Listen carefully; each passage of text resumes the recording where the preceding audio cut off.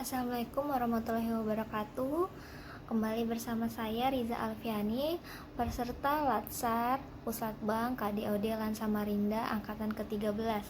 Pada video jurnal harian kali ini saya akan membahas materi anti korupsi, di mana jurnal harian ini akan berisi rangkuman materi pembelajaran yang diajarkan, kemudian refleksi dan internalisasi tentang makna materi pembelajaran bagi peserta ya, dan yang terakhir rencana aksi yang akan dilakukan untuk menerapkan materi pembelajaran. Pada awal pembelajaran anti korupsi diperlihatkan tayangan di mana Indonesia adalah negara yang kaya akan sumber daya alam. Tetapi, kekayaan sumber daya alam ini tidak selaras dengan kehidupan masyarakat di Indonesia yang masih terperangkap dalam kemiskinan, kemudian terlihat dari infrastruktur sekolah yang belum layak, jalan rusak, sering terjadinya mati lampu. Nah, dari hal di atas patut untuk direnungi apa yang menyebabkan Indonesia seperti ini. Ternyata jawabannya adalah maraknya terjadi korupsi di Indonesia. Banyaknya aparatur sipil negara yang melakukan tindak korupsi. Pada saat pembelajaran dilakukan diskusi kelompok untuk membedah kasus korupsi yang terjadi dengan analisis 5W1H. What, when, who, why, where, and how. Jadi ada 3 kasus korupsi, yang satu di luar negeri, kasus korupsi di luar negeri, dan 2 kasus korupsi di Indonesia gitu ya. Nah, dari hasil diskusi kelompok, apa sih pembelajaran yang dapat dipetik gitu ya. Yang dapat dipetik adalah pertama gitu ya, tindak korupsi adalah sikap yang pasti merugikan gitu ya, merugikan diri sendiri, orang lain, kelompok, dan juga negara. Dan sepandai-pandainya tupai melompat ya, pasti akan jatuh juga. Jadi untuk yang seperti ini ya, merugikan diri sendiri, pastinya diri sendiri itu mungkin, dan keluarganya juga. Nah, kasus korupsi ini adalah kasus yang tidak hanya melibatkan diri sendiri. Jadi kebanyakan keluarga pun ikut terseret ketika satu kasus itu sudah ditemukan gitu ya. Kenapa merugikan bagi negara? Ya jelas gitu ya, karena yang dikorupsi adalah uang negara. Apalagi kemarin kasus korupsi yang di luar negeri itu dilakukan oleh Perdana Menteri Malaysia. Bayangkan berapa banyak kerugian yang diakibatkan oleh suatu kepala negara gitu ya, yang menyebabkan kerugian negara yang uangnya harusnya untuk negara tetapi malah masuk ke rekening pribadi. Orang korupsi juga hidupnya tidak tenang ya, tidak mungkin mereka bahagia gitu ya. Mungkin kelihatan kaya, bahagia di luar, tetapi sebenarnya hidupnya tidak tenang. Aparatur sipil negara yang baik dan menjadi tauladan bagi masyarakat, tidaklah baik ya seorang aparatur sipil negara memiliki sifat atau memiliki niat untuk melakukan korupsi. Sehingga mata pelatihan ini harus diajarkan kepada ASN untuk membentuk sikap yang amanah dalam pelaksanaan tugasnya. Ada korupsi itu ada rumus ya, rumus korupsi. K sama dengan D kali M dikurangi A. Atau korupsi adalah gitu ya, diskresi atau monopoli tanpa adanya akuntabilitas. Untuk korupsi itu sendiri ada 3 tingkatan. Yang pertama adalah betrayal of trust, itu adalah pengkhianatan kepercayaan. Yang kedua adalah penyalahgunaan kekuasaan. Yang ketiga adalah mendapatkan keuntungan material yang bukan haknya melalui kekuasaan. Jadi itu adalah 3 tingkatan korupsinya.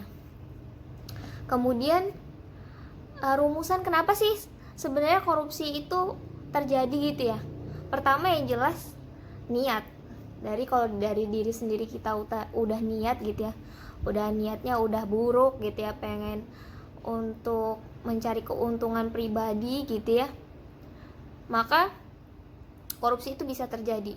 Nah, kemudian bisa ketambahannya apa? Kelemahan suatu sistem. Jadi kelemahan suatu sistem ini menjadikan adanya suatu kesempatan untuk melakukan korupsi gitu ya. Jadi misal SOP-nya tidak benar gitu ya dalam misal pengolahan dana gitu ya, maka ya menimbulkan kesempatan. Apalagi ditambah dengan niat, ada orang-orang yang berniat untuk memang mendapatkan tadi keuntungan. Kemudian ada aturan yang tidak tegas juga gitu ya, itu suatu kelemahan sistem juga. Nah itu bisa menjadikan korupsi. Yang pertama, niat atau perilaku dari manusia itu sendiri, kemudian adanya kelemahan sistem itu membuat suatu kesempatan.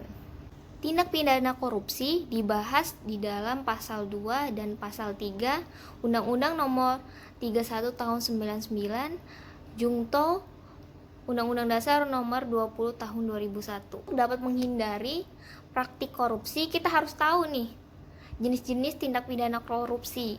Yang pertama adalah terkait keuangan negara atau perekonomian negara. Yang kedua itu suap menyuap. Yang ketiga penggelapan dalam jabatan. Keempat pemerasan. 5 perbuatan curang. Keenam benturan kepentingan dalam pengadaan. Dan yang ketujuh adalah korupsi terkait gratifikasi. Harus dipahami, gratifikasi itu adalah pemberian dalam arti luas, yaitu meliputi bisa pemberian uang, barang, rabat atau diskon, komisi, pinjaman tanpa bunga, tiket perjalanan, fasilitas penginapan, perjalanan wisata, pengobatan cuma-cuma, dan fasilitas lainnya. Nah sih upaya pencegahan korupsi gitu ya. Yang pasti kita harus punya niat ya. Diawali dengan niat dulu. Kemudian kita harus punya semangat. Nah, semangat untuk anti korupsi, kemudian komitmen. Jelas, komitmen itu adalah usaha terus-menerus untuk tidak melakukan hal tersebut. Kemudian gitu ya. Yang tadi niat diyakini dalam hati gitu ya. Diucapkan dengan lisan, dilakukan dengan amal perbuatan. Jadi bukan hanya mulut saja gitu ya, tetapi benar-benar dilakukan. Rencana aksi ke depannya gitu ya. Saya sebagai dosen, yang pasti untuk tidak, kalau di dunia dosen ya, kita tidak boleh mengharapkan namanya hadiah dari mahasiswa. Apalagi kita sebagai dosen pembimbing biasanya banyak praktik-praktik mahasiswa yang memberikan hadiah gitu ya, memberikan uang gitu untuk nilainya, supaya dapat nilai bagus. Kemudian mungkin juga rasa ungkapan terima kasih gitu ya ketika nilainya bagus gitu. Itu adalah suatu mungkin praktik gratifikasi. Jadi kita harus menghindari hal tersebut. Kita harus tahu bahwa pemberian hadiah itu adalah suatu praktik gratifikasi. Jika di dunia universitas, maka itu adalah biasanya gratifikasi dari dosen, dari mahasiswa ke dosen. Jadi kita dalam kehidupan sehari-hari harus jujur dalam pemakaian dana ya, dana apapun, program, proyek yang diamanahkan untuk kita.